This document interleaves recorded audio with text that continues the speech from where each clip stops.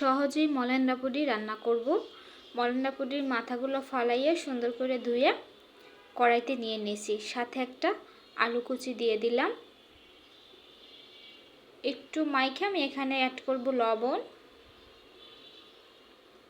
হলুদের গুঁড়া, মরিচের গুঁড়া, সামান্য একটু জিরার গুঁড়ো, কাঁচামরিচ, একটা টমেটো কুচি, একটু আদা রসুন বাটা, পেঁয়াজ কুচি। এখন হাত দিয়ে মিক্সড করে নিব।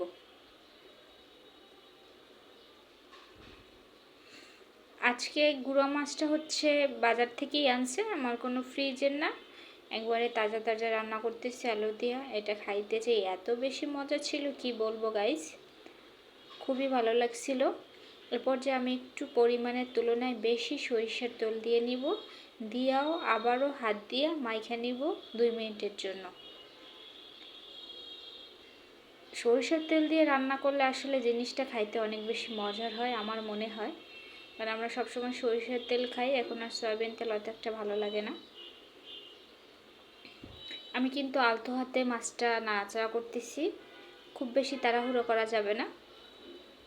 আমার কিন্তু এই মাছটা একবার একটুকু ভাঙবে না, আমি সাবধানে আস্তে ধীরে রান্না করব। আর আমি জানি সবাই কম বেশি গুঁড়ো মাছ অনেক বেশি পছন্দ করে, কারণ আসলে এটা পছন্দ করার মতনই একটা মাছ। আমি সামান্য একটু হাত ধোয়ার পানি দিয়ে এটা এখন জাল করে নেব 10 মিনিটের জন্য। 10 মিনিট পর এখানে কিন্তু একটু পানি বের হয়েছে মাছ থেকে। আমি সামান্য একটু নাড়াচাড়া কইরা এটা আবারও ঢাকনা দিয়ে ঢেকে দিব সেদ্ধ হওয়া পর্যন্ত।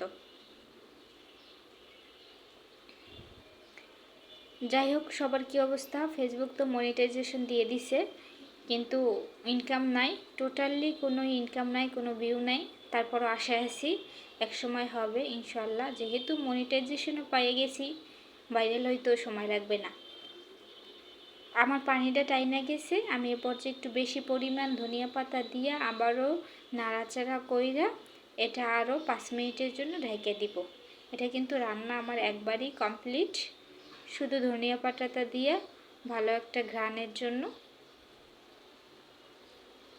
5 মিনিট পর আমি নাড়াচাড়া কইরা আপনাদের দেখাইতেছি যে কি সুন্দর হয়েছে মাছের কালারটা, মাশাল্লাহ। এভাবে কষে মলেন্দা মাছ কিন্তু খাইতে অনেক বেশি ভালো লাগে। মাছটা কিন্তু একটু ভাঙে নাই।